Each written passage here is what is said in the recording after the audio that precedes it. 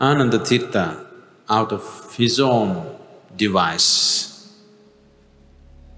and deception, he devised it in such a way that he will always be in Gautama's physical presence. Gautama warned him, this is not good to fix up life like this. You are fixing me up like a wife would fix her husband. Because Anandatirtha, being Gautama's elder brother, before he took his monkhood, he put a condition on Gautama. He said, right now I am your elder brother. I can command you to do whatever I want. But once I become your disciple, I will have no such power. So let me exercise this right. And now I am telling you, after I become your monk and your disciple, never should you send me away from your physical presence. I must always be in your physical presence. Never you should say, go there, do that, do this. Always you must keep me next to you. Gautama said, you are trying to fix me up like a wife. Never you should love anybody, never you should do this. This is not good for you. This is not at all in the interest of your well-being. But as an elder brother, you are asking me, and if you insist, I will abide by this. But I'm telling you, this is not good for you. Ananda said, it doesn't matter, but I must be in your physical presence. He stretched it to ridiculous lengths.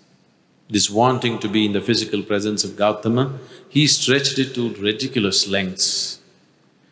It came to a point where after 8 years' break, Gautama went back to see his wife, who was his wife at least, Yashodhara. Yashodhara is a very proud woman. Gautama being her husband at that time, and Yashodhara with an infant child, Gautama left the house without telling her in the middle of the night like a thief. He did that because he admitted that he did not have the courage to face her. If he looked her in the eye, his determination to go in search of truth may falter. If he looks at his child, when the child is awake and calls him father, his longing to know may falter. So he left in the night. Now he is going back after 8 years, a fully enlightened being. But he is sensitive enough to appreciate the emotions of Yashoda, how she would have felt and how she is still angry with what happened to her life. What happened to Gautama's life is fantastic. What happened to Yashodhara is not a good thing. He knows that. So he is going there to see what he can offer to her now to compensate for what she has lost in these 8 years.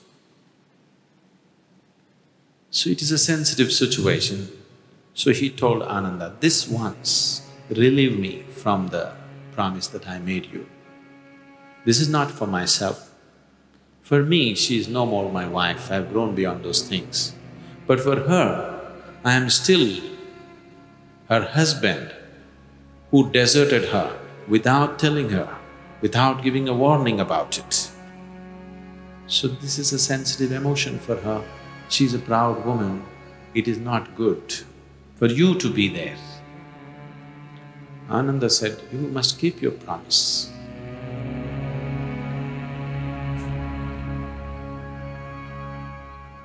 Gautama bowed down and said, okay.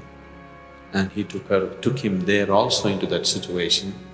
When Yashodhara saw that he's come with an assistant monk to face her, she just flew into a rage. Gautama knew this. He said, "This once relieve me of this promise that I made. This is nothing spiritual that you are going to miss anything. This is about my wife." He said, "No." Then, towards the end of Gautama's life, Gautama's work created many enlightened beings, but Ananda was still the same man. One service he has done for us is, he recorded everything, events that happened according to his understanding. But he recorded everything very diligently. So, people asked, why is he still like this? So many people just came and met you for a moment and they got enlightened. They have transformed themselves in so many ways, but he's always sitting next to you, and why is he like this? Gautama just said, "A spoon cannot taste the soup." What you refer to as the Guru is just a certain energy, certain possibility. It's not the person.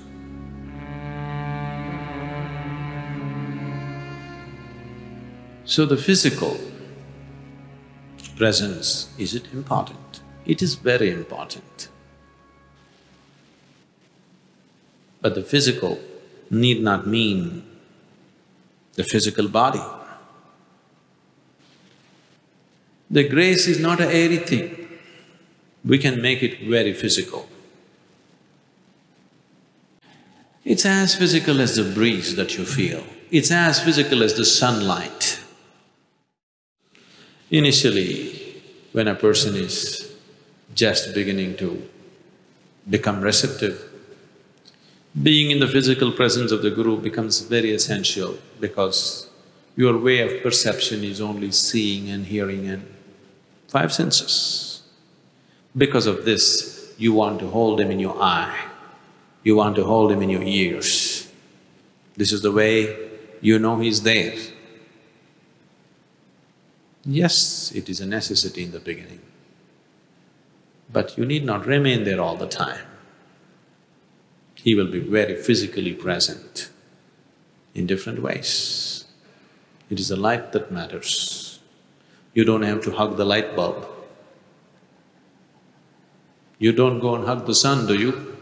You enjoy the sunlight, it's nourishing your life. You don't even look up at him, still you enjoy the sunlight. Just that way. Right now, it is… a certain person has become a representative of that energy and that space. The nature of the Guru is not limited to time and space. So, it is not because you sit next to the light bulb, you get the maximum light. You could be 1,000 miles away and you may receive more grace than the person who is right now sitting next to that person. The Guru is on all the time, speech or no speech. But you pay attention to him only when this willy man is speaking. If you learn to pay attention to him all the time, you will see he is very physically with you, very physically, as physical as sunlight, as physical as the breeze that you feel. I think that much physicality is enough. More than that, it could be a trap.